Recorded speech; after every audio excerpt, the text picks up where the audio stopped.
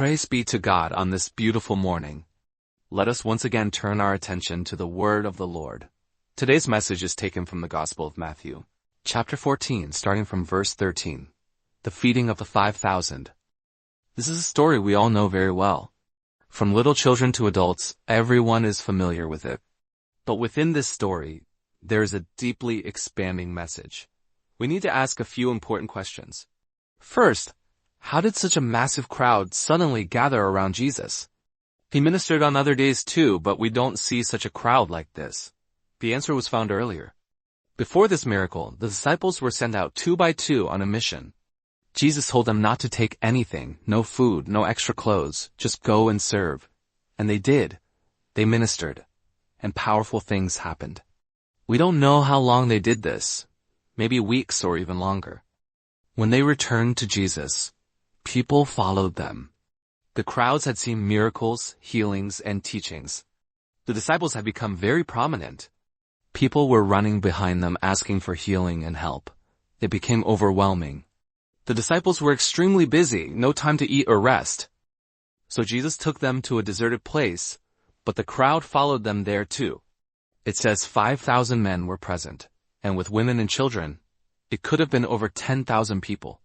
Jesus preached to them. Then he told the disciples, "You give them something to eat." The disciples immediately saw problems. This is a deserted place. It's getting late. There's no money. Even if there was money, there was no catering system like today. So they said, "This is impossible." Send the people away. That was their solution. But Jesus said, no, they must be fed. They found a small meal, 5 loaves and 2 fish. Jesus blessed it. He gave it to the disciples, and everyone ate until they were full. Not only that, 12 baskets were left over. Now notice this. Earlier, the disciples seemed like the main figures. But after this miracle, everyone realized, there is someone greater here. His name is Jesus. In John's Gospel, Jesus uses this moment to teach something deeper. He says, "Do not seek food that perishes, but food that endures forever." People came again the next day. But Jesus told them, "You are not seeking me, you are seeking bread." Then Jesus said something powerful. "I am the bread of life." He shifted the entire story from physical hunger to spiritual truth. Some people say this was not a miracle. They say people just shared their food. But according to John, this was definitely a miracle, sign, and a divine act. We cannot reduce this. This is a miracle, and it contains powerful lessons. It was already late. This was a deserted, dangerous place at night. There was no safe solution. Problems were increasing. Yet Jesus told the disciples to solve it. They tried everything, but couldn't do it, just like us sometimes. When we face problems, we struggle so much trying to fix them ourselves. Have you seen people trying to solve problems with their own strength?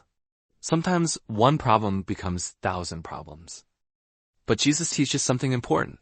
Even if you don't have an answer, I have one. Even if your system fails, mine works. People rely on their own intelligence. Eventually they reach a point where they say, there is no solution, but Jesus says, bring what you have. Even if it is small, give it to God. Remember what Jesus said, John 10:10, the thief comes only to steal and kill and destroy. I have come that they may have life, and have it to the full. I have come to give life, and life in abundance. 5 loaves and 2 fish became enough for thousands. That is the life he promises. This cannot be understood by human logic. That's why people doubt it. But Jesus says, nothing is impossible for me. Jesus told them to organize the people in groups, then distribute the food. Here's the key. Miracles require obedience. The disciples kept talking about problems, but Jesus ignored those limitations. He focused on action. Jesus values those who serve his people. Even a small act of kindness is multiplied by him. Even today, God responds when we help others. He saw how people cared for his disciples, and he responded with a miracle. If you want miracles in your life, you must obey. Jesus kept them longer. He didn't rush. He completed his work fully. Many people want to serve, but not in humble ways.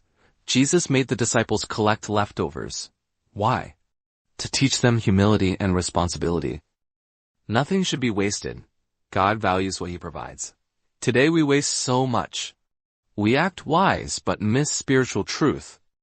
Many people trust their own answers instead of God's system. But the kingdom of God does not operate that way. The kingdom of God is spiritual. It goes beyond human systems. We must learn to depend on God. What are we doing today? What is the church doing today? Lord, help us to understand and live by your system.